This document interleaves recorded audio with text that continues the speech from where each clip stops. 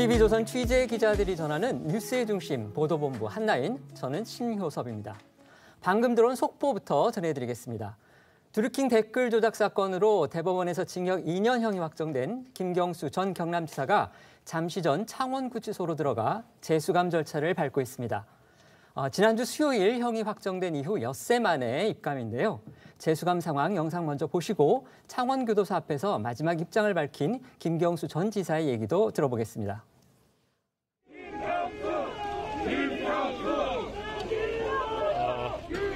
많은 아쉬움을 남기고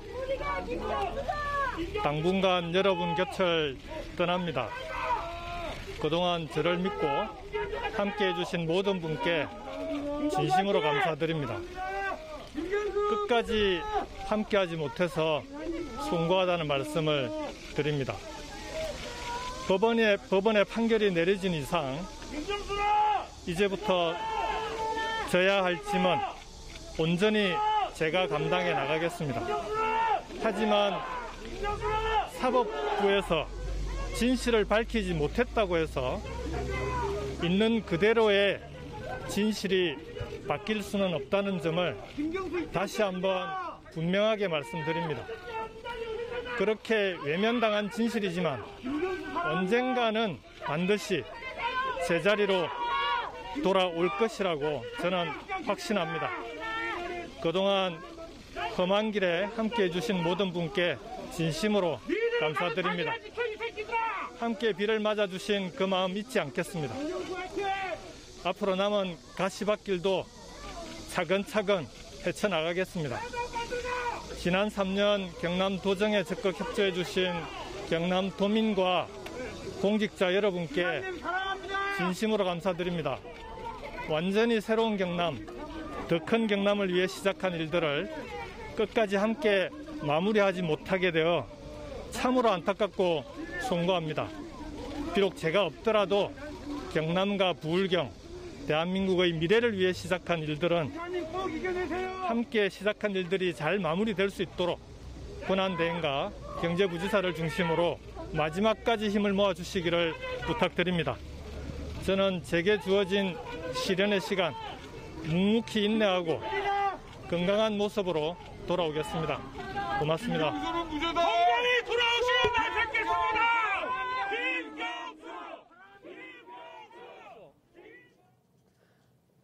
징역 2년형을 받은 김경수 전 지사는 지난 1심 선고 후에 77일 동안 수감됐었습니다. 따라서 그 일수를 뺀 나머지, 그러니까 약 1년 9개월 정도의 형기를 마저 채워야 합니다. 오늘 구치소 앞은 김경수 전 지사의 지지자들과 또 그를 비판하는 사람들이 각각 기자회견을 열어서 매우 소란스러운 상황이었다고 합니다. 김 지사의 얘기 좀 정리를 해보면 그동안 믿고 함께 따라준 여러분 끝까지 함께 해줘서 함께하지 못해서 송구스럽다 이렇게 얘기를 했고요. 또 법원 판결이 내려진 이상 져야 할 짐은 내가 감당하겠다 이렇게 얘기를 했습니다. 하지만 사법부에서 진실이 밝혀지지 않았다고 해서 있는 그대로의 진실이 바뀌지는 않을 것이다. 외면당한 진실은 언젠가는 제자리로 돌아올 것이다. 이렇게 얘기를 했습니다. 자, 속장님, 김경수 전 지사의 재수감 전 마지막 메시지, 결국 이제 지난번 법원 판결 끝나고 한 얘기하고 거의 비슷한 톤인 것 같긴 한데요. 어떻게 들으셨습니까? 그렇죠. 결국 이제 사법부의 판결은 내려졌지만은 그 스스로 생각하는 이른바 역사에서의 진실은 따로 있다. 네. 그러니까 나는 법원의 판결에 승복하지 않는다. 그리고 그것은 사실이 아니다. 그리고 있는 그대로의 진실은 언젠가는 드러날 것이다.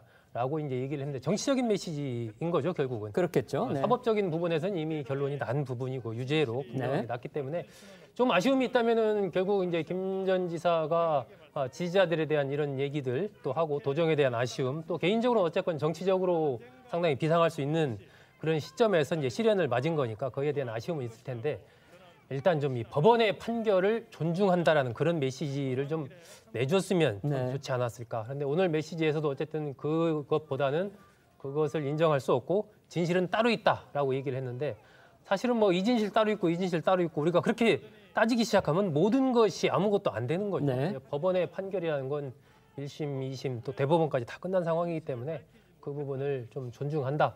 이런 얘기를 좀 했으면 좋지 않았을까 하는 아쉬움이 있습니다. 알겠습니다. 김경수 전 지사의 실형 확정 그리고 재수감 이것들이 가져올 후폭풍 그리고 대선 정부에 미칠 영향 등은 잠시 뒤에 집중적으로 다시 전해드리기로 하고요. 저희는 코로나 속보부터 이어가겠습니다.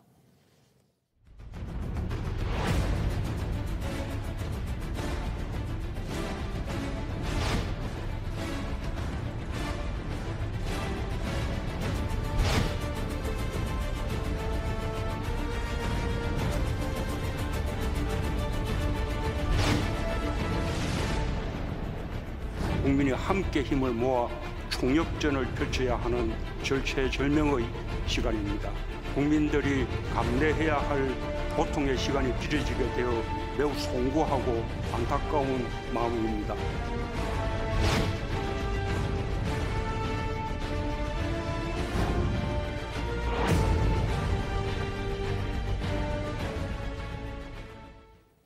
어, 4차 대유행이 길어지면서 이번 주에는 전국적으로 거리두기 단계가 바뀌는 거죠? 네, 그렇습니다.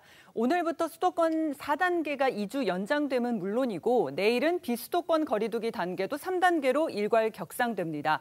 이 수도권을 중심으로 사실상 국민들의 저녁 일상을 포기한 강력한 거리두기 4단계로 이 격상된 지가 2주가 지났음에도 현재 확산세는 이렇다 할 진정세를 보이지 못하는 상황인데다가 이 비수도권까지 번지면서 정부가 특단의 결정을 내린 건데요.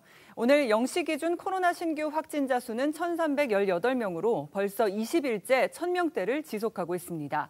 이 전날 대비 소폭 감소한 수치지만 일요일을 기준으로 했을 때 또 최다 기록입니다. 그러니까 이번 4차 대유행이 이제 좀 길어지면서 한 주일이 지나면 계속 최다 기록들이 경신되고 있는 그런 상황입니다. 맞습니다.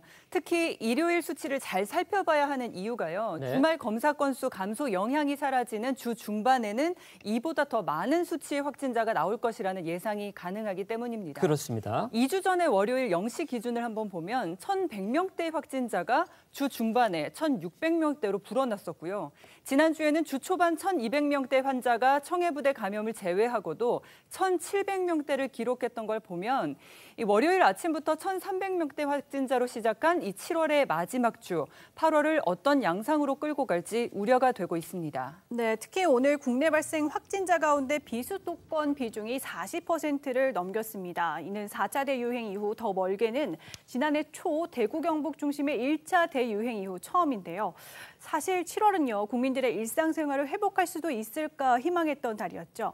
방역 완화를 골자로 한 새 거리두기 개편안이 7월 1일부터 시행이 되기로 했지만 수도권 거리두기 이후에 4단계 격상과 연장, 비수도권을 1단계로 내려가나 싶었지만 다시 일괄 3단계 적용까지.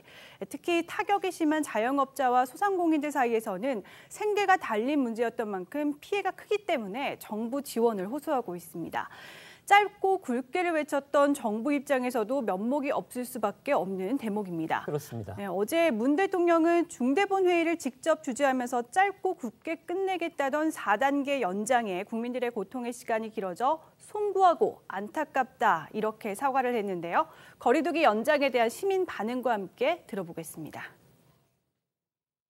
정부는 확산세를 하루속히 차단하고 상황을 반전시키기 위한 절박한 심정으로 수도권 거리두기 4단계를 다시 2주 연장하였습니다. 굵고 짧게? 차라리 그 소리를 안 해서 밉지도 않아요. 뭘 굵고 짧게 해갖고 2주만 한다고 해놓고 왜 또 연장을 또 합니까? 또 이제 삼계탕집이 복철, 여름에 그 초복, 중복, 말복, 삼복을 해서 장사해서 1년을 먹고 산다는 말이 있어요. 짧게 끝냈으면 좋겠었는데. 네, 이 수도권 등 일부 지자체의 4단계 거리두기에 이어서 이 비수도권의 3단계 격상에 따라 일각에선 이 대한민국이 사실상 이 올스톱되는 최악의 상황이라는 얘기까지 나오고 있습니다. 이 비수도권도 내일부터 3단계에 따라서 이 카페, 식당의 매장 영업이 오후 10시까지로 제한되고요. 이 사적 모임은 지금처럼 4명까지만 가능합니다. 이 수도권처럼 저녁 일상 멈춤까지는 아니더라도 이 휴가철 대목을 기대했던 상인들은 이 망연자실할 수밖에 없는 상황입니다. 그렇죠. 사실 상인 여러분들은 이제 특히 휴가지 같은 데서 일하시는 그런 분들 같은 경우는 휴가철 몇 달 해가지고 네. 1년을 먹고 산다. 이런 얘기 사실 하시잖아요. 네, 맞습니다. 이 정말 자영업자들 입장에서는 날벼락 같은 조치로 느껴질 상황인데요. 다만 정부에서는 연장된 수도권 4단계 거리두기에는 완화책을 추가하기로 했거든요. 아, 그런가요? 네, 이 저녁 6시 이후 3인 이상 모임 금지 등 핵심 규정은 변함이 없지만 이 친족에 한해서만 49명까지 가능했던 이 결혼식과 장례식은 국민 불편을 고려해서 제한 인원을 유지하되 친족이 아니어도 참석 가능하도록 했습니다. 하지만 정부가 이렇게 완화책을 추가했다고 하더라도 이미 많은 전문가들이 거리두기 완화에 대해 시기상조라고 지적했음에도 국민들에게 잘못된 메시지를 줘서 지금의 상황을 야기했다는 지적은 아직도 지워지지 않고 있습니다. 오늘 김부겸 총리의 목소리 들어보시죠.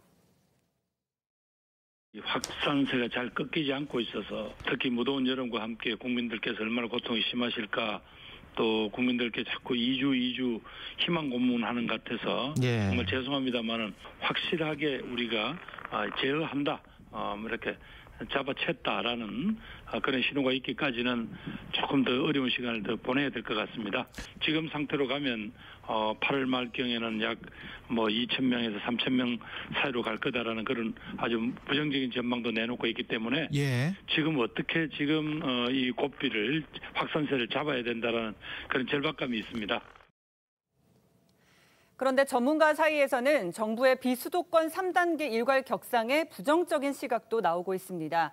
이 문 열어놓고 모기 잡는 꼴이다 이런 평가인데요. 3단계 격상 이후 바뀌는 건 사실상 식당과 카페 등의 영업시간이 종전의 자정에서 오후 10시로 바뀌는 것뿐이거든요. 그러네요, 진짜. 이미 비수도권도 5인 모임은 금지된 상태였죠? 네, 맞습니다.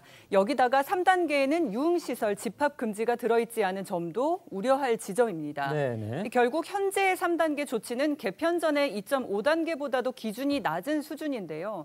이대로면 이 확진자 수를 잡기 어렵지 않겠냐 이런 취지의 주장인 겁니다. 네, 여기에 수도권 4단계 2주 연장이 부족하다는 지적도 나오는데요. 관련해서 목소리 들어보겠습니다.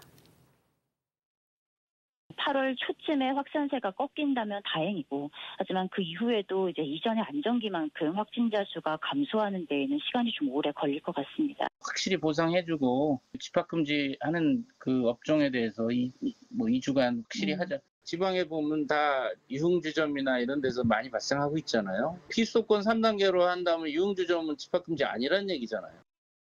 그러니까 결국은 지금 정부의 이 조치로는 안 된다. 뭔가 플러스 알파 조치가 필요하다. 전문가들이 이렇게 주장을 하고 있는 거예요? 네, 그렇습니다. 이미 정부의 지침만으로는 불안한 지자체들이 자체적으로 한 발 앞서 방역 지침을 강화하고 있는데요. 대전과 양양구는 선제적으로 거리두기를 4단계로 격상하기로 했습니다. 정부가 이제 비수도권에도 특단의 대책을 내렸는데 전문가들은 이거 가지고는 힘들다. 결국 그거보다는 더 좀 강화된 조치가 나와야 된다. 이렇게 지금 지적들을 많이 하고 있거든요. 정부의 이번 조치로 전국적인 지금 확산 이거 막을 수 있을까요? 어떻게 보십니까? 지금 상황은 쉽지는 않아 보입니다. 그동안에 어쨌든 수도권을 중심으로 했던 확진자 숫자가 이제 비수도권으로 확산이 되면서 비수도권으로의 확산세가 점점점 거세지고 있지 않습니까? 그러니까요. 비율이 지금 더 커지고 있더라고요. 그렇죠. 계속 올라가고 있습니다. 그런데 결국 이제 수도권과 비수도권이 서로 이제 순환 구조가 되는 거죠. 비수도권이 올라가고 다시 그것이 또 수도권으로 오고 이러한 식이 될 수 있는 가능성이 있기 때문에 그만큼 이제 델타 변이 바이러스의 확산성이나 이런 것이 강하다라고 봐야 되겠죠. 그런데 현재의 사회적 거리두기 개편안 자체는 이런 델타 변이 바이러스가 확산될 것을 예상하고 만든 게 아니지 않습니까? 네네. 그러다 보니까 현재의 이 사회적 거리두기 가지고는 3단계를 한다고 해도 과연 이걸 잡을 수 있겠느냐. 기존에 어느 정도 영업활동이라든지 이런 것들은 그대로 유지가 되기 때문에 물론 이제 정부로서는 자영업자들을 비롯한 여러 가지 그런 어려움을 또 생각을 안 할 수가 없으니까 그런 측면에서의 적절한 선을 찾는 것인데 순수하게 방역적인 관점에서만 본다면 그런 좀 어려움이 있는 것이고 지금 4단계로 하는 게 대전과 강릉, 양양 이렇게 한 3개 정도가 있거든요. 지역에서도. 그리고 또 일부 지역도 또 조금 하려고 하는 것 같기는 해요. 아마 좀 늘어날 겁니다. 제가 늘어날 수밖에 없는데 그런데 이것도 좀 어느 지역은 하고 어느 지역은 안 하고 이랬을 때 그러면 옆으로 그게 또 번져갈 가능성이 그렇기 때문에 하려면 전체적으로 통일해서 하는 게 맞지 않나. 그러니까 이제 전문가들 입장에서 아예 그러면 전국을 다 4단계로 통일하자 뭐 이런 이제 주장을 전문가들이 하는 이유도 그런 부분에 있는 것이거든요. 지금 보면은 이동량 자체도 수도권 이동량도 전문가들 예측보다는 줄지 않았고 비수도권은 오히려 약간 좀 늘어난 그런 흐름도 있기 때문에 이동량이 확 줄어야 일단 이런 부분을 잡을 수가 있어서 전국을 통일적으로 좀 봐야 되고 조금 더 단기간에 이걸 잡기 위해서는 좀 강도 높은 그런 조치를 취하는 것이 낮은 단계에서 오래 가는 것보다는 낫지 않느냐라고 이제 지금 전문가들이 주로 얘기를 하고 있는 것이죠. 네, 말씀해 주신 것처럼 이렇게 계속 전문가들의 우려가 나오는 이유, 이번 주 중으로 어쩌면 전국적으로는 2,000명이 넘을 수도 있고 이 비수도권만 보면 600에서 70명의 확진도 가능한 상황이기 때문이겠죠. 이 현행 거리두기만으로는 효과를 내기가 이 델타 변이의 위험은 물론이고 이 백신 접종률이 지지부진한 것도 우려가 되는 대목 중 하나입니다. 일단 오늘부터 만 55세에서 59세 백신 접종이 시작은 됐습니다.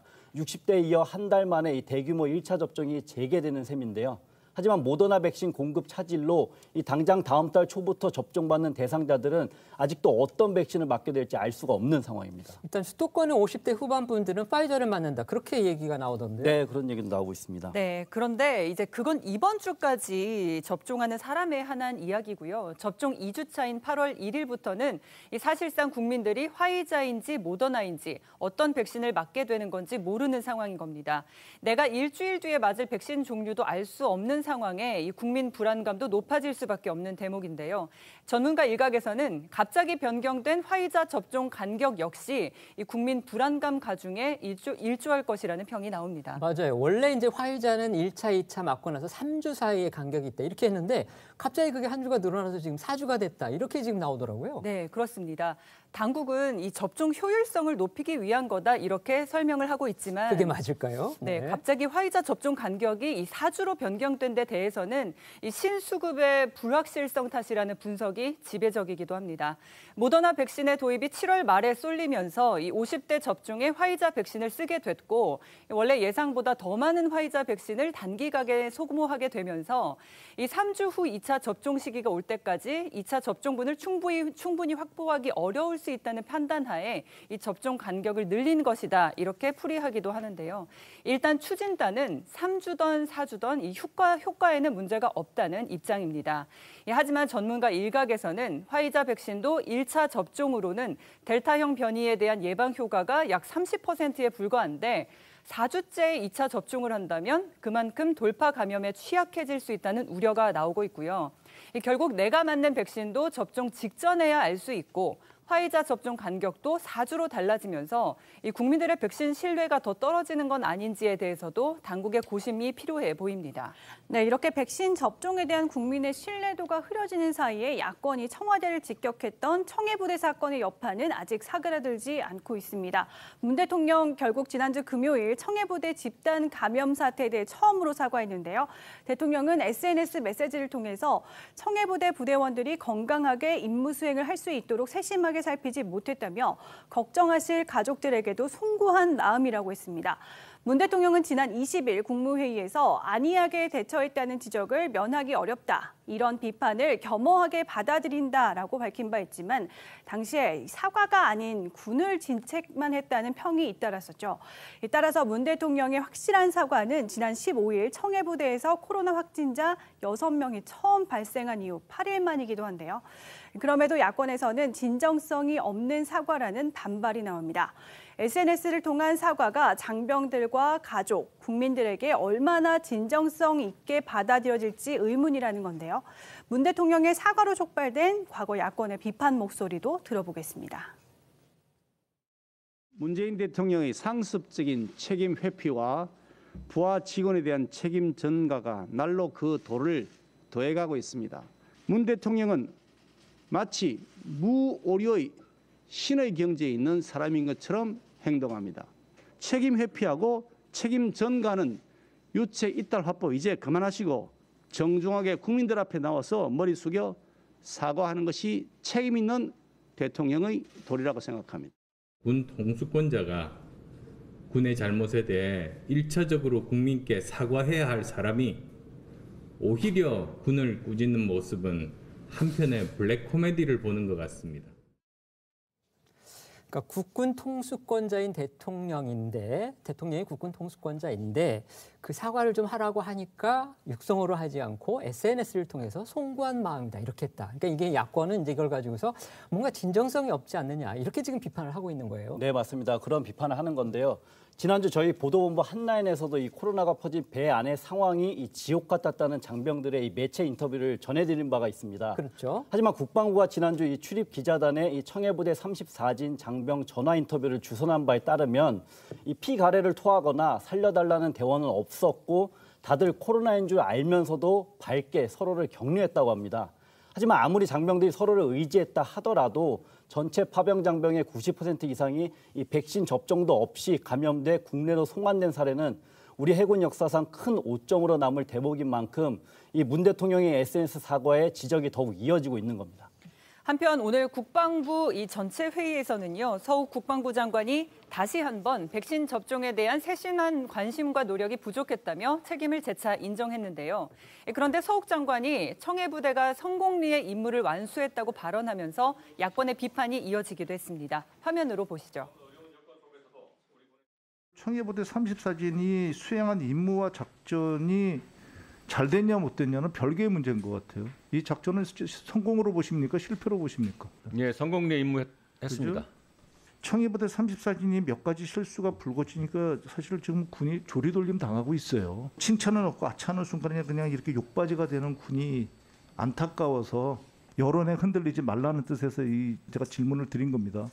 준비를 부족해가지고 감염병으로 90% 이상 감염을 받고 중간에 이렇게 들어오게 됐는데 이게 성공한 작전입니까? 그분들의 헌신적인 노력과 사투를 벌이면서 온 거가 잘한 것이지, 그래놓고 지금 지휘관들이 와가지고 지금 국민들한테 성공적인 작전이었다고 여기서 보고하는 게 맞는 거예요? 매뉴얼상에 임무 수행 중에 감염병이 발생했을 때 긴급 후송 어떻게 한다고 다 나와 있잖아요. 아무것도 안 했어요. 그래놓고 어떻게 성공입니까? 이런 사건도 지금 우리나라 전사뿐만 아니라 세계 해전사의 기록인 사건이에요. 기록인 사건. 그러니까 이번 청해부대 사건에서 지금 계속 논란이 되고 있는 대목 중 하나가, 그러니까 누가 어떤 정도로 책임을 지느냐, 지금 이걸 텐데 여야 정치권 계속 또 그걸 두고 공방을 벌이고 있는 그런 형국입니다. 그러게 뭐 조사가 이제 진행되고 있으니까 좀 더 지켜봐야 될 텐데, 일단 대통령이 안이하게 대처했다라는 비판을 면하기 어렵다라고 이 부분에 대해서 질타를 했기 때문에 네. 일정하게 이제 누군가는 책임을 져야 되는 부분이죠. 또 대통령의 사과까지 나온 상황이어서 결국 국방부와 합참 등등의 이 보고되는 과정이 적절했는지, 그리고 그에 따른 대처들이 합리적으로 이루어졌는지, 이런 부분이 아마 핵심적인 관건이 되지 않을까 하는 그런 생각이기 때문에 이 부분 나중에 어느 정도 좀 진행이 되고 나면 그에 따른 조치가 이어질 것으로 예상이 됩니다. 알겠습니다. 자, 지금부터는 정치권 소식 자세히 짚어보겠습니다. 먼저 영상 함께 보시죠. 뭐 여의도 정치에 대한 거부라는 것이 제가 봤을 때는 결과적으로는 그렇게 좋은 선택이 아니었던 것처럼. 뭐 여의도 정치가 따로 있고 이 국민의 정치가 따로 있고 뭐 하겠습니까? 그 정치에 대한 거부감이 있으면 제가 시작을 하질 않죠.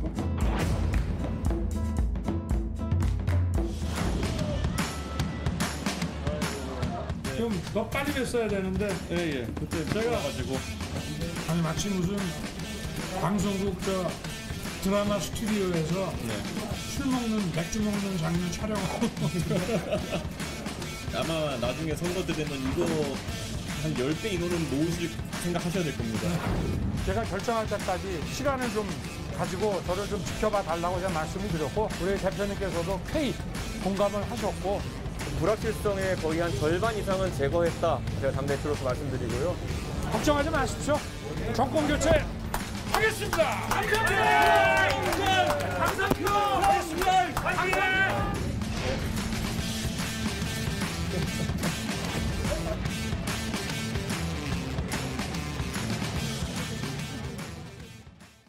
어제 오후에 지금 봤던 윤석열, 이준석 두 사람의 회동에 정치권의 관심이 지금 집중되고 있습니다. 네, 그렇습니다. 그간 이 땅을 둘러싸고 첨예한 이 신경전을 벌여온 이준석 대표와 윤석열 전 총장이 어제 오후 서울 광진구의 한 식당에서 회동을 가졌습니다.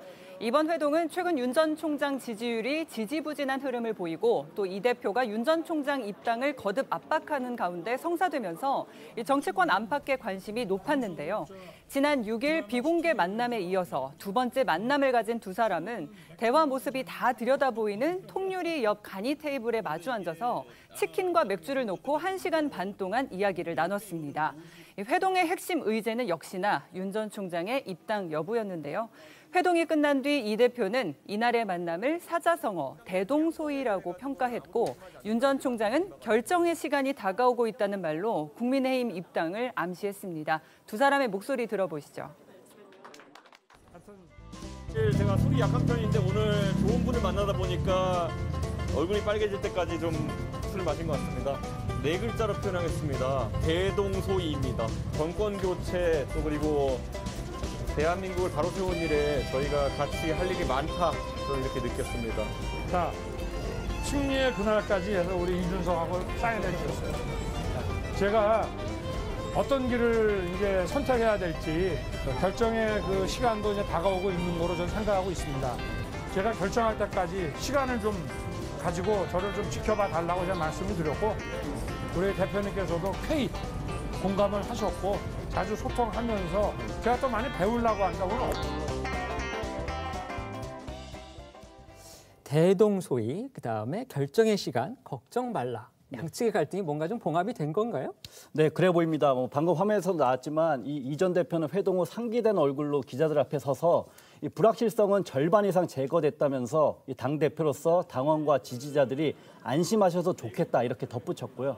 윤 전 총장 입당을 둘러싼 최근 며칠간의 이 신경전에 대해서도 긴장 관계에 우려가 있었다면 기우에 가깝다며 최고의 효과를 내기 위해 서로가 고민하고 있다고 진화에 나섰습니다.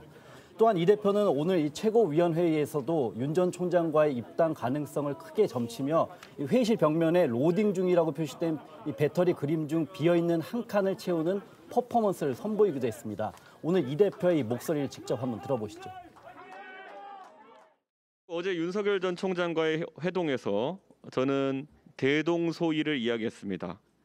정권 교체를 향한 의지 그리고 그것에 이르는 방법론 그리고 세부 경로에 대해서 큰 줄기가 같고 약간의 차이만 존재했습니다.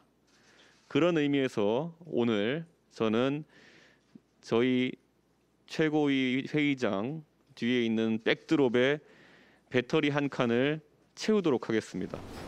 오래 걸리고.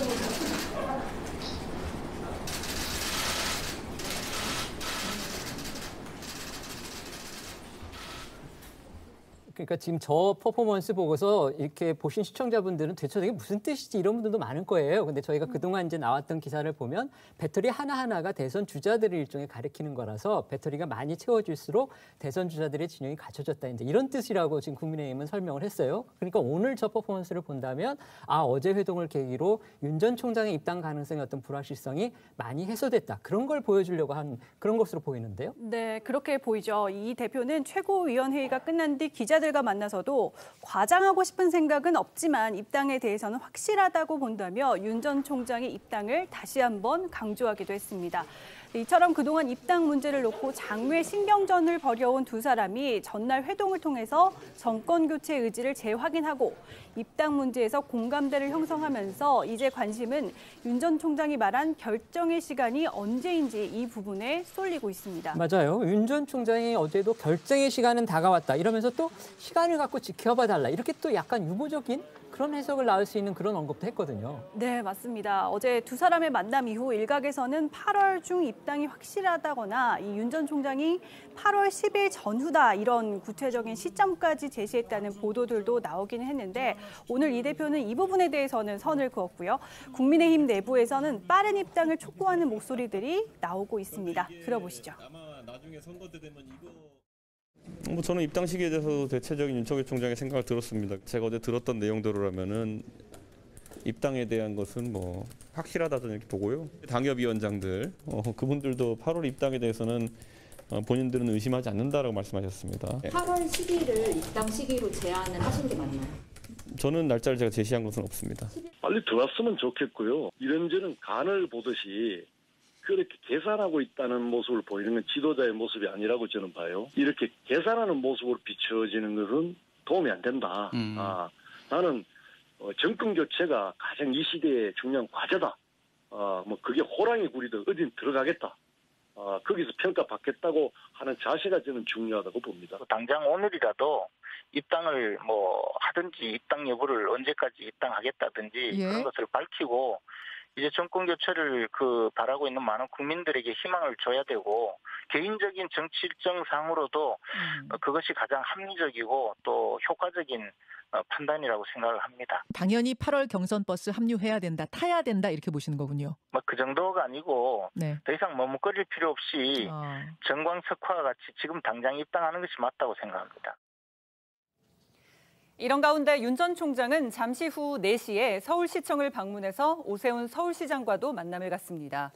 어제 사실은 이준석 대표하고 이렇게 3명이 한꺼번에 만나려고 했었는데 거리두기 때문에 그거를 취소했었죠. 네, 그렇습니다.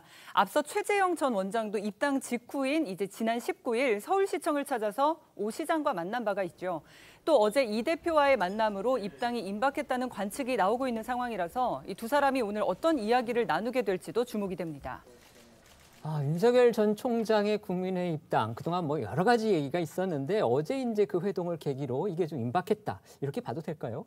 그렇게 봐야 되겠죠. 그렇습니까? 예, 여러 가지 조짐들이 그렇습니다. 일단 어제 캠프 인선된 전 의원들과 관련해서 나오는 얘기들도 그리고 막후에 이제 권성동, 정진석 의원 등등의 얘기도 그동안에 계속해서 윤 전 총장에게 국민의힘 입당을 권해왔고 그런 얘기를 또 공개적으로 얘기를 했었단 말입니다. 네네. 그런 상황에서 어쨌든 캠프 보강이 이루어졌고 또 이준석 대표와의 만남에서 결단의 순간이 오고 있다 이런 얘기를 하고 이런 등등의 흐름들을 본다면은 늦어도 8월 15일 전 빠르면 다음 주 정도까지라도 좀 입당을 할 가능성이 상당히 커졌다. 근데 이전에도 입당 막 시기 이렇게 거론되다가 또 무산되고 이런 적이 있어서 이번에도 혹시 되풀이되는 거 아니야 이런 얘기도 나오거든요. 이제 과거랑은 조금 다른 것이 과거에는 어쨌든 이제 지지율이 이제 받쳐주고 있는 상황인데 최근에 어쨌든 윤 전 총장의 지지율은 계속해서 이제 하강하는 흐름을 계속 보이고 있기 때문에 윤 전 총장으로서도 무언가 좀 새로운 모멘텀이 필요한 그런 시점이거든요. 타겟 내진 탈출구가 필요하다 그런 그렇습니다. 그리고 이제 본인이 얘기한 민심 행보도 지난번에 대전 갔고 광주 거쳐서 대구 갔고 이제 부산을 방문하거든요. 네네. 그렇다면 대략 전국을 한번 훑은 모양새가 됩니다. 그렇기 때문에 본인이 이야기하는 국민과의 만남 속에서 이런 결정을 최종적으로 내가 내린다라는 일정하게 이제 명분을 또 갖고 갈 수 있는 그런 흐름도 되거든요. 네네. 그러한 시간적인 이 흐름 이런 걸로 봤을 때 멀지 않은 시기에 국민의힘에 입당할 것으로 예상이 됩니다. 네, 이런 가운데 이 대대적으로 재정비에 나선 이 윤석열 캠프에도 정치권의 시선이 쏠리고 있습니다. 이 캠프의 공식 명칭은 국민 캠프로 윤 전 총장은 총 9명의 인사를 추가로 영입했는데요. 이 눈에 띄는 건 이들 중 상당수가 김종인의 사람들이란 점입니다. 이 대변인을 맡은 김병진 전 비대위원과 윤희석 전 국민의힘 대변인, 이 함경우 전 조직 부총장 등이 과거 김종인 비대위원장 체제에서 각각 비대위원, 당 대변인, 당 조직 부총장을 맡았던 인사들로 이 정치권에서는 윤석열 캠프 재정비 막후에서 이 김 전 위원장의 의중이 작용하지 않았느냐는 이런 시선이 뒤따르고 있는 건데요. 이 관련해서 목소리 한번 들어보겠습니다.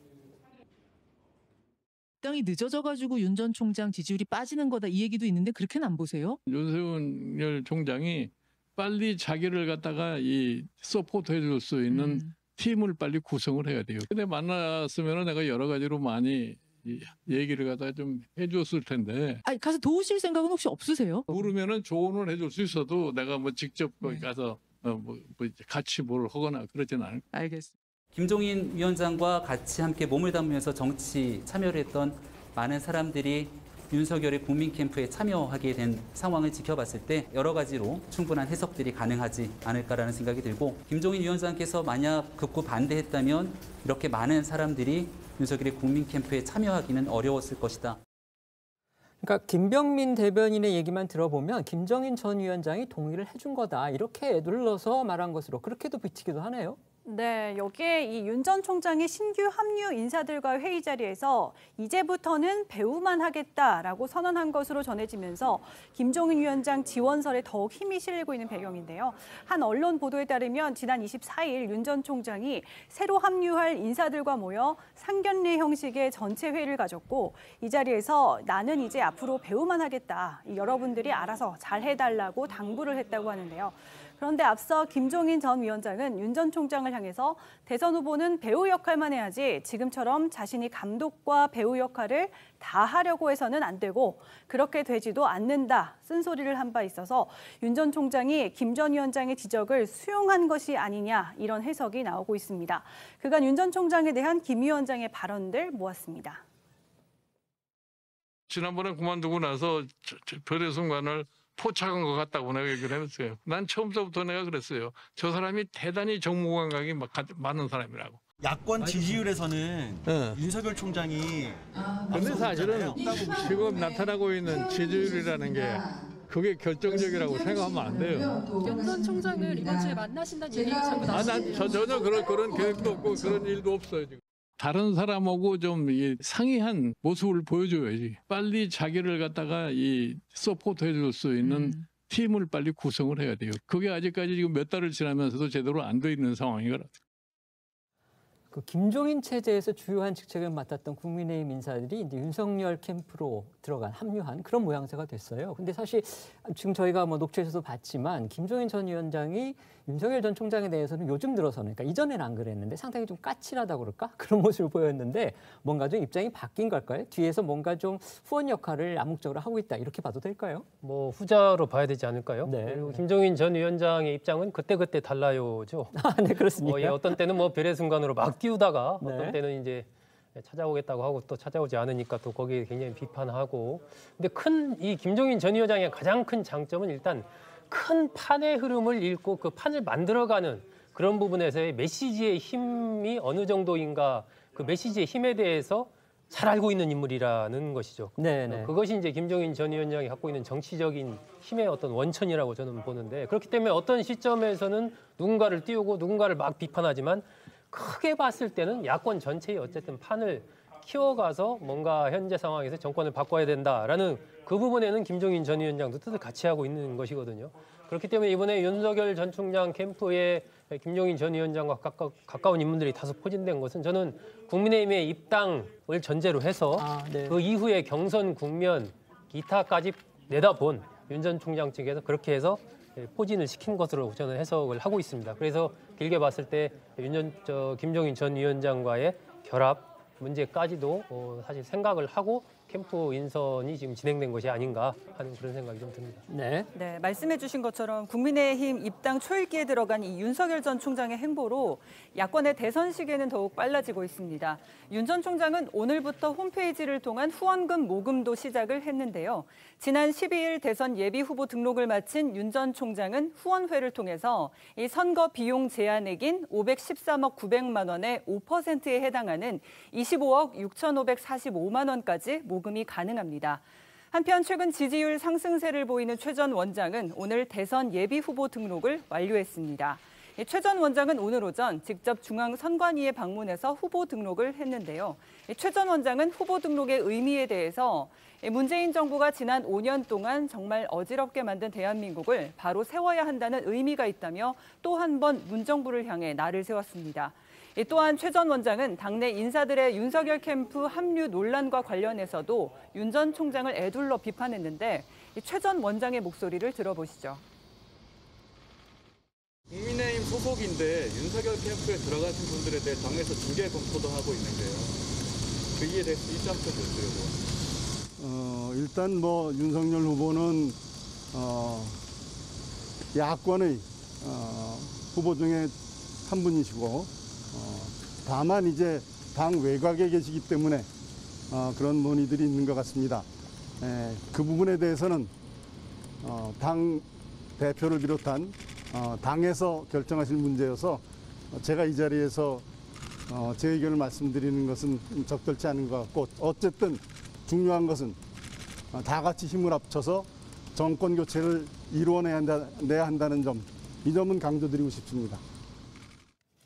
네, 이렇게 최 전 원장이 에둘러 말한 것과는 달리 최 전 원장 측에서는 이 비겁하다는 강한 비판의 발언도 나왔습니다. 이 연합뉴스에 따르면 최 전 원장 측 관계자는 이 공정과 정의를 강조해온 윤 전 총장이 과연 공정하고 정의로운지 스스로 돌아보고 입장을 밝혀야 한다면서 국민의힘과 철학이 같다면 당연히 당 안에 들어와서 선거운동을 해야지 이 당 밖에 머무른 채 사람만 빼가겠다는 것은 비겁한 것이 아닌가라는 말까지 나왔다고 하는데요. 이 연합뉴스는 최 전 원장 측의 이러한 입장 표면에 대해서 윤 전 총장이 당 밖에 머무르면서 몸값을 올리며 입당하지도 않은 채 이 당내 인사들의 도움을 받는 일종의 프리미엄을 동시에 누린다고 판단한 데 따른 것으로 보인다고 전하기도 했습니다. 어쨌든 최 전 원장이 오늘 이제 후보 등록을 해서 공식적으로 대선 문대에 등판했다 이렇게 볼 수도 있어요. 그렇다면 이제 앞으로 윤석열 전 총장과 최 전 원장의 어떤 경쟁 모드 본격적으로 시작되겠네요. 네, 그렇습니다. 결국 국민의힘 내부에서 만나서 경쟁하게 될 두 후보 사이의 긴장감도 조금씩 커지고 있는 분위기인데요. 여기에 어제 대선 출마를 공식화한 원희룡 제주지사도 본격적인 경쟁에 뛰어들었습니다. 원 지사는 어제 대선 출마 선언 이후에 열린 기자간담회에서 야권의 최종 후보는 나와 윤석열 전 총장 중에 나온다며 자신감을 드러냈는데요. 원 지사의 목소리도 들어보시죠. 저는 야권 최종 후보는 원희룡과 윤석열 총장 중에 나온다고 생각합니다. 그리고 우리 당의 최종 후보는 저 원희룡입니다. 윤석열 전 총장이 당 안에 있든 밖에 있든 저는 자신 있습니다. 야권 대선 후보들 간의 경쟁 모드도 상당히 이제 가열되는 그런 분위기예요. 특히 이제 윤 전 총장이 좀 입당 가능성이 불확실하다 이런 얘기들이 많았는데 그게 좀 가시권에 접어드는 그런 모양새여서 앞으로 이것이 야권의 대선 판도, 대선 경쟁구도 어떤 영향을 미칠지 궁금하거든요. 경쟁이 이제 본격화되면서 어쨌든 조금 더 흥미로운 그런 이제 접전들이 펼쳐질 가능성이 커지는 거죠. 결국 아까 원희룡 지사도 얘기했지만 이 야권의 1위 후보인 윤석열 전 총장에 대한 어떤 공세, 그리고 그 윤석열 전 총장과 같이 맞섬으로써 정치적인 체급을 키우려고 하는 시도, 이런 것들이 아마 원 지사뿐만이 아니고 지금 야권의 후보들이 계속해서 이루어질 것으로 예상이 됩니다. 이런 부분은 현재 여권에서 이재명 지사를 상대로 이루어지고 있는 여러 가지 이제 여권 후보들의 공세와 비슷한 흐름으로 펼쳐질 가능성이 좀 있는 것이죠. 그렇기 때문에 윤 전 총장이 국민의힘에 입당을 하게 된다면 거기서 이제 새로운 하나의 이제 검증의 울타리 안에 들어가게 되는 것이죠. 거기서 윤 전 총장이 잘 견뎌내면서 이제 후보까지 갈 수 있을지, 이런 부분들은 뭐 지금 국민들이 보시는 그런 장모나 아내 문제, 또 윤 전 총장에 대한 문제와는 또 다른 측면에서 하나의 이제 이 정치력을 검증받는 그런 시간을 맞고 있는 거죠. 네, 이런 가운데 윤석열 전 검찰총장과 안철수 국민의당 대표가 어제 일제히 문재인 대통령을 겨냥했다는 점도 눈여겨볼 대목입니다. 그러니까 대통령의 최측근 실세로 불리는 김경수 전 지사가 지난 대선 과정에서의 댓글 조작 여부로 문제로 유죄 판결을 받으니까 야권에서는 일제히 문 대통령의 책임을 그렇게 추궁하는 그런 모양새가 돼 있어요. 네, 맞습니다. 반면에 방송인 김어준 씨는요, 김경수 전 지사 재판부를 향해서 원색적인 비난을 가해서 논란이 일고 있죠. 조금 전 창원교도소로 재수감된 김경수 전 지사 발언과 함께 들어보겠습니다. 많은 아쉬움을 남기고 당분간 여러분 곁을 떠납니다. 그동안 저를 믿고 함께해 주신 모든 분께 진심으로 감사드립니다. 끝까지 함께하지 못해서 송구하다는 말씀을 드립니다. 법원의 판결이 내려진 이상 이제부터 져야 할 짐은 온전히 제가 감당해 나가겠습니다. 하지만 사법부에서 진실을 밝히지 못했다고 해서 있는 그대로의 진실이 바뀔 수는 없다는 점을 다시 한번 분명하게 말씀드립니다. 그렇게 외면당한 진실이지만 언젠가는 반드시 제자리로 돌아올 것이라고 저는 확신합니다. 그동안 험한 길에 함께해 주신 모든 분께 진심으로 감사드립니다. 함께 비를 맞아주신 그 마음 잊지 않겠습니다. 앞으로 남은 가시밭길도 차근차근 헤쳐나가겠습니다. 저는 제게 주어진 시련의 시간 묵묵히 인내하고 건강한 모습으로 돌아오겠습니다. 저도 그 양반 꽤 오래 알았거든요. 나는 죄를 지어도 그 양반은 죄를 지을 사람이 아니에요.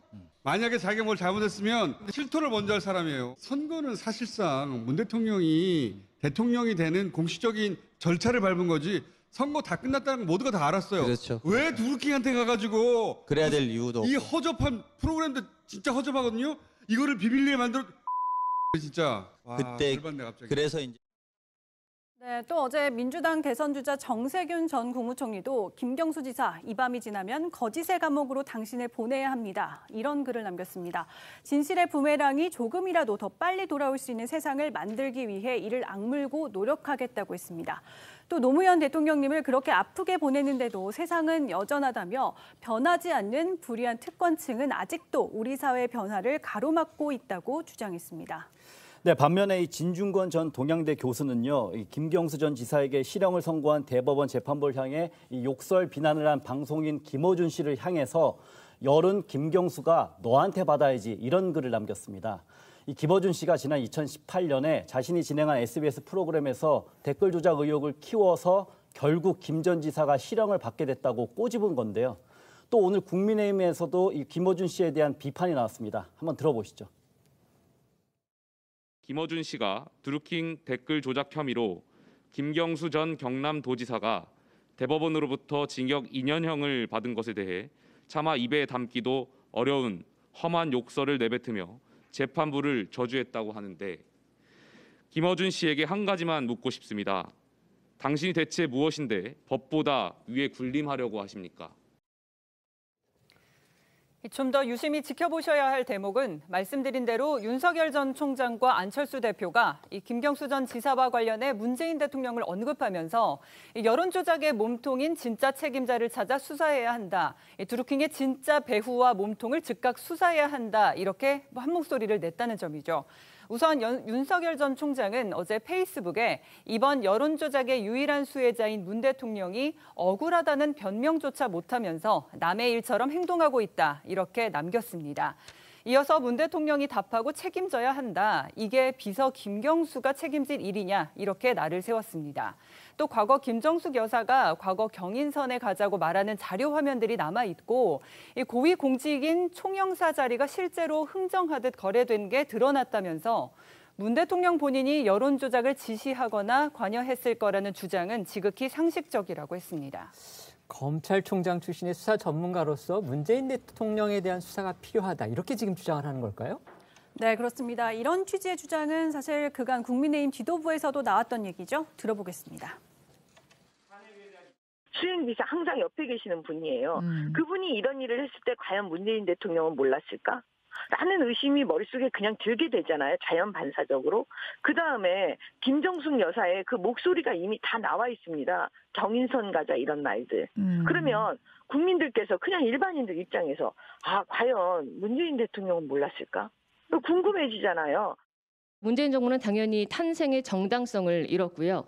이른바 요즘 말로 하면 주작 정부, 주작 대통령이 된 셈인데요. 지난 2017년 당시 문재인 당시 대선 후보를 수행 보좌하고 대변인 역할까지 1인 3역을 했던 김경수 전 지사가 본인을 위해서 드루킹 여론 조작을 했겠습니까? 우리는 이 장면도 기억합니다. 문재인 당시 대선 후보가 경선을 치를 당시에 당시 문재인 씨의 처였던 김경숙 씨가 경인선으로 가자라는 말씀을 외부에서도 아주 스스럼 없이 내뱉기도 했는데요. 직접적인 수혜자들이 누군가 그 화살표가 명확히 향하고 있는데도 김경수 전 지사 같은 깃털 하나 잘라내고 청와대가 입을 봉하면 되겠습니까?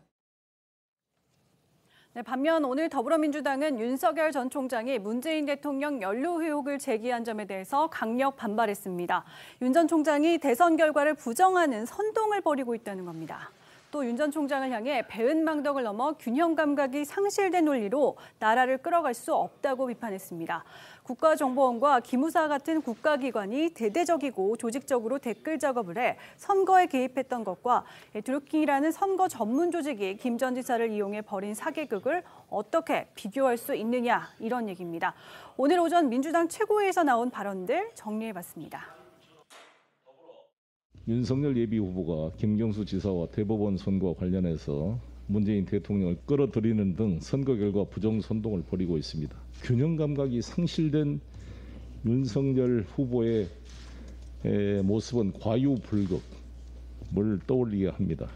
배은망덕을 넘어서 균형 감각이 상실된 이러한 논리로는 나라를 끌어갈 수 없다, 이런 말씀을 다시 한번 드리겠습니다.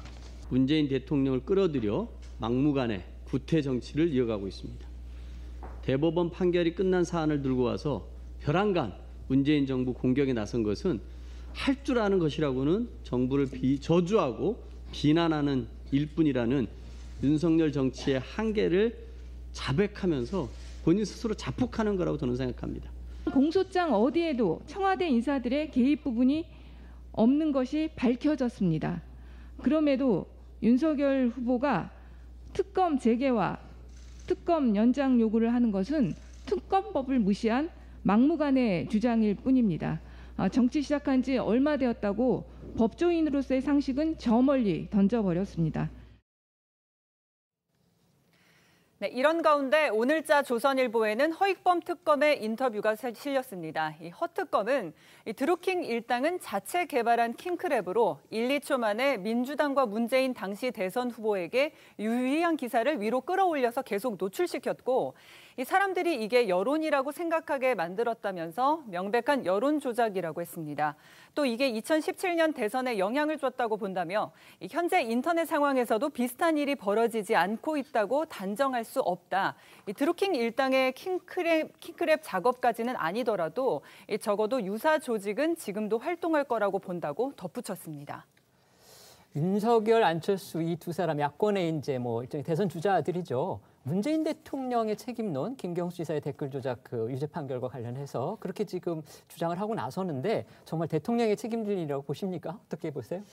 이 부분은 이제 대통령이 책임을 바로 묻기는 쉽지 않은 부분은 있죠. 네. 그러니까 과연 이제 김경수 지사 본인도 지금 부인하고 있는 상황이니까. 그런데 어쨌든 이런 활동을 통해서 누가 수혜를 받는가 했을 때 이제 어쨌든 문 대통령이 당선됐으니까 그 과정에서 어느 정도인지는 알 수 없지만 어쨌든 도움이 되지 않았겠느냐라고 이제 보는 거고, 특히 이제 안철수 대표 같은 경우는 상당한 어떤 이 사건에 대한 피해의식 같은 것들이 있지 않습니까? 본인이 피해자라고 확실히 주장을 하고 있죠. 그렇죠. 그렇기 네. 때문에 굉장히 강하게 여기에 대해서 공세를 펼치는 것이고, 윤석열 전 총장 같은 경우도 어쨌든 이 부분이 대선을 앞두고 법원에서 여론조작이 있었다, 그 당시에 이런 부분을 인정한 거기 때문에 거기에 대해서 책임을 져라라고 정치적인 공세를 얘기할 수는 있는 거죠.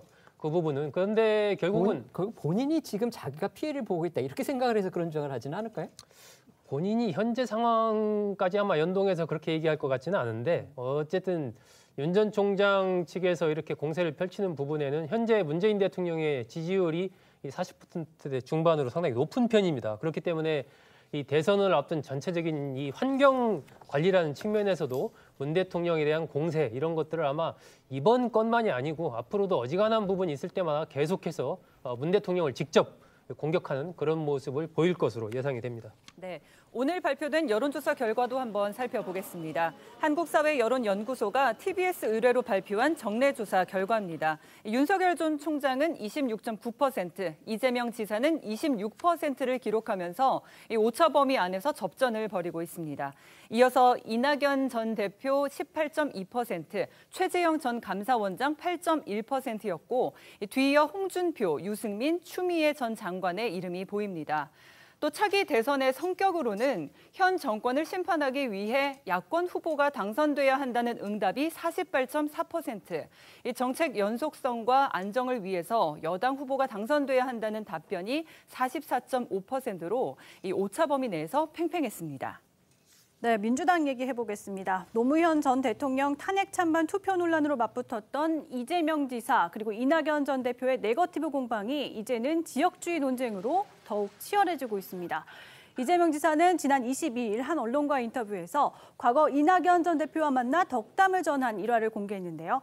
이재명 지사는 이낙연 전 대표가 지난해 전당대회에 출마하면서 경기도에 왔을 때 제가 진심으로 잘 준비하셔서 대선에서 이기시면 좋겠다라고 말씀을 드렸다고 했습니다. 또 이어서 한반도 5,000년 역사에서 소위 백제 호남 쪽이 주체가 돼 한반도 전체를 통합한 때가 한 번도 없었다. 나가서 이긴다면 역사이고 내가 이기는 것보다 낫다 실제로 판단했다고 말했습니다. 그러니까 한반도 5,000년 역사에서 백제 쪽이 주체가 돼 한반도 전체를 통합한 때가 한 번도 없었다. 이 부분이 논란이 되고 있는 거예요? 네, 맞습니다. 바로 그 부분 때문인데요. 이 인터뷰가 나온 뒤에 이낙연 캠프 측 배재정 이 대변인은 이 논평을 통해서 지역주의 망령을 떨쳐내기 위해 고 김대중 노무현 대통령님이 피를 토하며 외치던 동서화합, 국민통합의 정신을 이재명 후보가 거들떠보기라도 하는가라고 비판했습니다. 이어서 문재인 대통령이 국가 균형 발전을 내세우며 국민 화합에 힘쓸 때 이재명 후보는 이낙연 후보의 약점은 호남 불가론을 내세우는 것인가라고 지적하기도 했습니다. 여기에 이재명 지사는 이재명이 지역주의를 조장했다는 이 가짜뉴스를 퍼뜨리며 이 망국적 지역주의를 조장한 캠프 관계자를 문책하고 자중시켜달라고 요구하기도 했습니다. 그러면서 인터뷰 전문과 이 녹취 파일도 첨부하면서 이 국민에게 판단을 맡긴다고 했는데요. 이재명 지사가 이 공개한 그 녹취 파일을 직접 한번 들어보겠습니다. 제가 작년에 사실 이거 내가 아무한테도 얘기 안 했는데 그 이낙연 당대표님이 경기도에 오셨을 때 대선 이기시면 좋겠다. 내 이 말씀 드렸어요. 제가 그때 그 말씀을 드렸던 이유는 이 한반도 5,000년 역사에서 소위 백제, 호남 이쪽이 주체가 돼서 한반도 전체를 통합한 예가 한 번도 없어요. 한 번도 없어. 단 한 번도. 그때 당시에 보니까 이낙연 대표는 전국에 매우 골고루 득표 지지를 받고 있어서 이분이 나가서 이길 수 있겠다. 근데 실제 판단했습니다. 그래서 진짜 진심으로 꼭 잘 돼서 이기시면 좋겠다 이렇게 그때 말씀드렸죠. 이재명 캠프 측은 칭찬하자 돌아온 게 허위 사실과 공격이다. 떡 주고 뺨 맞는 격이라는 등 격한 반응을 쏟아냈습니다. 이재명 캠프 선대위원장인 우원식 의원은 기자회견을 열어서 이 망국적 지역주의를 이낙연 캠프가 꺼내들어서 지지율 반전을 노리다니 참으로 충격적이다라며 이 호남 지역민들도 기사와 녹취록으로 누가 지역주의를 조장하고 있는지 판단해달라고 했습니다. 그리고 오늘 오전 이재명 캠프 대변인인 박성준 의원과 이낙연 전 대표가 각자 라디오 인터뷰를 통해서 의견을 밝혔는데요. 목소리 모아봤습니다.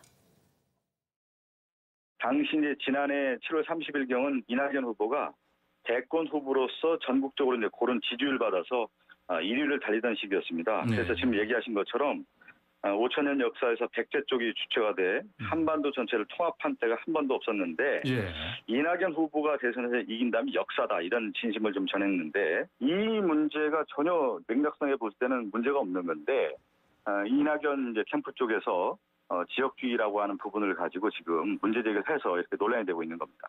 우선 백제가 전국을 이런 식의 접근 글쎄요 저는 그게 상식적인 반응이 아닐까 생각합니다. 그러니까 여러 사람이 비판했겠죠. 이재명 지사 측은 강하게 말을 합니다. 일종의 칭찬의 맥락으로 했었던 이야기라는 걸 알고 계시지 않느냐 이렇게 이야기를. 중앙일보 기자들이 인터뷰를 하고 보도를 했었는데요. 네. 기자들이 바보는 아니지 않습니까? 떡이었으면 떡이라고 보도했겠지요. 그걸 저를 자꾸 싸움으로 끌어들이지 마시고요. 아니 요컨대 네. 많은 정치인들이 그 신문을 보고 비판을 했는데 그러면 비판한 정치인들이 모두 바보이거나 그렇게 보도한 신문이 바보이거나 그런 건 아닐 것 아니냐 이 말씀입니다. 시청자분들이 조금 이게 머리가 좀 잘 정리가 안 되실 수도 있을 것 같아서 제가 한번 요약을 해보겠습니다. 그러니까 이재명 지사 측은 호남 출신인 이 전 대표가 지지율 1위를 달리던 지난해 백제권 출신 이 전 대표가 잘 돼서 통합을 이루면 좋겠다고 덕담을 한 것이다. 이렇게 지금 얘기를 하고 있어요. 근데 반면 이 전 대표 측은 호남을 포함한 백제권 출신으로는 확장성이 없으니까 영남 출신은 즉 이 지사가 더 낫다는 일종의 지역주의 조장 발언이라는 그런 겁니다. 다른 대선 후보들 의견은 어떻습니까? 네, 호남 출신인 정세균 전 총리는 페이스북을 통해 백제라니 지금이 삼국시대냐 민주당 역사상 최악의 발언이라고 했습니다. 그러면서 이재명 지사를 향해 경선에서 물러나라고 강하게 비판하기도 했습니다. 영남 출신인 김두관 의원은 앞뒤를 보니 이재명 후보 인터뷰는 그런 의도가 아닌 게 분명하다고 했습니다. 그러면서 당선을 기원한 걸 호남 불가론으로 둔갑시켰다. 이건 군필 원팀 사진보다 더 심한 악마의 편집이라며 이낙연 이낙연 전 대표 측 태도를 비판했는데요. 반면 박용진 의원 그리고 추미애 전 장관은 우려의 목소리를 냈습니다. 박용진 의원은 페이스북에서 삼국시대 수준의 논쟁으로 뒷걸음치는 민주당 경선이 부끄럽다고 지역주의 공방을 펴는 경쟁 후보들을 지적했고요. 추미애 전 장관은 서로들 총을 겨누고 팀킬을 하는 것이 안타깝다고 했습니다. 관련 발언들 모았습니다. 이재명 후보가 적절치 못한 말씀을 하셨다고 저는 판단을 합니다. 본인이 지역적 확장성이라는 말을 썼어요. 그것은 거기에 바로 그 지역주의가 드러나고 있는 거 아닙니까? 사과를 해야 된다 이렇게 생각합니다. 서로들 총을 겨누고 쏘고 뭐 팀킬 같이 뭐 그 좀 안타깝습니다만 빨리 제자리 돌아오겠죠. 빨리 제자리 돌아오십시오, 아드님들. 네, 야권에서는 이 5,000년 역사에서 백제 쪽이 주체가 돼 이 한반도 전체를 통합한 때가 한 번도 없었다. 이런 이재명 지사의 발언에 대해서 일제히 맹폭했습니다. 이 국민의힘 대선 후보인 홍준표 의원은 어제 SNS에서 이 좌충우돌 인생을 살아도 일정한 팬덤층이 생겨나는 것이 참으로 신기하다면서 그가 민주당 후보가 되면 우리는 참 좋다. 크게 힘들이지 않고 정권 교체를 이룰 수 있을 것으로 보이니까 뭐 이렇게 적기도 했습니다. 이 정진석 국민의힘 의원도 이 경광부의 시기에 천박한 역사의식이라고 비판하면서 역사 공부 좀 하라. 이 자라나는 아이들한테 내가 부끄럽다 이렇게 쏘아붙이기도 했습니다. 네, 이렇게 정리해드린 대로 민주당 대선 주자들 사이에서 이 네거티브 공방이 과열되자 이상민 중앙선거관리위원장이 오늘 오전 연석회의에 캠프별 총괄선대 본부장을 긴급 소집했습니다. 이상민 위원장은 각 캠프를 향해서 이 볼썽사나운 상호 공방을 즉각 멈추고 더 이상 되풀이하지 말 것을 당부드린다고 촉구하면서 그렇지 않으면 엄중히 나서지 않을 수 없다며 일종의 페널티까지 줄 수 있다고 시사했습니다. 노무현 탄핵 때 찬성을 했느냐 안 했느냐 이제 이런 공방이 있었죠. 그런데 이제 드디어 이제 지역주의 얘기까지 나왔어요. 그래서 여기 보면 이제 백제 발언 이게 지금 문제가 되고 있는데 전문을 읽어보고 또 들어보면 뭔가 약간 오해가 있다 이런 생각도 들기도 하고 또 어떻게 보면은 뭔가 이재명 지사가 본인의 어떤 우위를 갖다 강조하다 보니까 또 실언을 했나 이런 생각도 드는데 일단 송 기자님 어떻게 보셨습니까? 일단 백제의 주력은 호남이 아니죠. 네. 거기서부터 이 지사가 조금 틀린 부분이 있습니다. 수도권, 서울과 충청이죠. 한성 백제가 460년, 공주 75년, 부여 123년. 이게 이제 백제의 수도였으니까요. 정확히 횟수를 기억하시네요. 제가 좀 관심이 있습니다. 네네. 그런 상황에서 그 부분에 대한 얘기가 있고 일단 이 논쟁 자체가 퇴행적입니다. 네네. 그래가지고 뭐 노무현 전 대통령 탄핵에 찬성했냐 안 했냐. 또 백제 발언 이런 부분들이 지금 여권 민주당의 경선 과정에서 어떤 핵심적인 의제로 막 서로 불붙고 있다라는 부분이 참 퇴행적이다 이런 생각이 들고요. 기본적으로 어쨌든 이 여당의 경선은 정책과 비전, 현 정부에 대한 평가, 어떤 것은 우리가 개성하고 어떤 것은 그럼 극복할 것인가 이런 부분에서의 어떤 치열한 논쟁이 펼쳐진다면은 오히려 생산적이겠죠. 그런데 지금 전개되는 이 논쟁은 굉장히 비생산적이고 서로의 감정만 상하게 하는 그런 논쟁이 펼쳐지고 있다라고 보고요. 제가 지난번에 이제 그 당시 보도됐을 때 중앙일보에 그걸 봤습니다. 저도 아침에 보면서 약간 좀 그렇다 생각을 했었는데 이번에 어쨌든 이낙연 전 대표가 공세를 펼치면서 다시 그걸 자세히 한번 읽어봤어요. 네네. 그랬더니 그 앞에 이제 맥락이 쭉 흘러오는 맥락이 어쨌든 이재명 지사는 노무현 전 대통령 탄핵에 이낙연 전 대표가 반대했다는 그 부분을 나는 믿을 수 없다. 네네. 이런 얘기를 쭉 하는 인터뷰가 나옵니다. 나오고 나서 기자의 질문이 어떻게 나오냐면 약점이 많은 후보라는 것인가? 이렇게 나와요. 네네. 거기에 대한 답변이 이재명 지사가 백제시대 얘기를 하는 겁니다. 그러니까 질문이 약점이 많은 후보라는 건가? 이낙연 전 대표가 거기에 대해서 이렇게 물어보니까 이재명 지사의 답변이 백제시대 답변으로 나오는 거예요. 그 전당대회 때 출마했을 때 사실 잘 되라고 격려했다 이러면서 백제시대 얘기하고 그리고 나서 질문이 하나가 더 나옵니다. 기자가. 그런데 상황이 바뀌었다는 건가? 이렇게 얘기하니까 거기서 이제 이재명 지사가 확장력을 얘기를 하거든요. 그러니까 작년에는 이 지사가 좀 이낙연 전 대표의 지지율이 높았기 때문에 그런 얘기를 했지만 이제는 상황이 바뀌었으니까 그 부분 소위 말하는 호남 출신 백제 지역 출신이라는 게 약점이 될 수도 있다. 이렇게 지금 이 지사가 지적을 했다. 그런 말씀이시죠. 그러니까 맥락상으로 약점에 대해서 물어봤고 거기서 백제 얘기를 했고 DJP 얘기를 했고 그다음에 이제 상황 얘기를 바뀌면서 확장력 얘기를 하니까 예를 들면 이낙연 전 대표나 정세균 전 총리 특히 이제 호남 왜 특별한 이 관계가 있고 출신인 분들 입장에서는 그 맥락 자체가 그렇게 해석될 수 있는 부분이 분명히 있는 거예요. 그래서 저는 어쨌든 이재명 지사가 답변을 왜 이렇게 했을까? 예를 들면 약점이 많은 후보라는 건가? 그러면은 뭐 지난 옵티머스 사건이라든지 기타 다른 여러 가지 검증할 부분이 굉장히 많다라든지 그리고 어떤 비전에서도 문제가 많다 이런 맥락으로 답변을 했으면 괜찮은데 거기서 백제 얘기하고 DJP 얘기하고 확장력 이렇게 가니까 듣기에 따라서는 이게 그러면 이제 호남 출신 후보기 때문에 확장력이 있을 수 없다라는 얘기로 특히 호남에 연고를 둔 후보들 입장에서는 그렇게 볼 수 있는 부분이 좀 있기 때문에 아마 이낙연 전 대표가 그 부분을 굉장히 강하게 그래서 비판을 한 것이고 정세균 전 총리도 같이 붙었지 않습니까? 저는 좀 이재명 지사가 그런 빌미를 좀 줬다라고 좀 생각을 합니다. 그것이 이재명 지사의 어떤 뭐 본심인지 아니면 표현이 그렇게 돼서 그렇게 될지는 모르겠지만 어쨌든 그런 상황이기 때문에 이 부분은 사실 굉장히 민감한 문제고 한번 이렇게 논쟁으로 해결돼서 금방 끝날 수 있는 문제가 아니고 굉장히 앙금이 오래 남을 수 있는 문제예요. 그렇기 때문에 저는 민주당 지도부도 이 문제의 심각성을 인식을 해서 이 부분에 대해서는 어쨌든 이재명 지사와 이낙연, 정세균 전 총리 등등이 대선 주자들 간에 뭔가 좀 한번 이렇게 풀고 해소하고 가는 그런 과정이 좀 필요한 문제 아닌가 이 문제는 그런 생각이 좀 듭니다. 네, 이재명, 이낙연 두 후보 간의 신경전은 이뿐만이 아닙니다. 문심 논란까지 이어졌는데요. 이 논란은 이낙연 캠프 상완본부장인 최인호 민주당 의원이 페이스북에 김경수 전 경남지사와 이낙연 전 대표의 통화 내용을 공개하면서 시작됐습니다. 최인호 의원에 따르면요. 김경수 전 지사는 제가 버티는 건 잘하지 않나 대통령님을 부탁드린다. 잘 지켜달라고 했고 이낙연 전 대표는 어떠한 일이 있어도 대통령님을 잘 모시겠다고 답했다고 합니다. 네, 이렇게 이 최인호 의원이 통화 내용이 담긴 글을 올리자 이재명 지사의 수행실장 역할을 하고 있는 이 김남국 민주당 의원은 자신의 페이스북에 이 사적인 대화를 녹취록 작성하듯 한 문장씩 자세하게 공개한 것 자체가 이 상식적이지 않은 것 같다고 비판했습니다. 그러면서 이런 방법으로 이 대통령님을 당내 경선에 끌어들이는 것이 과연 문 대통령을 지키는 일인지 그리고 적절한 행동인지 묻고 싶다고 말했는데요.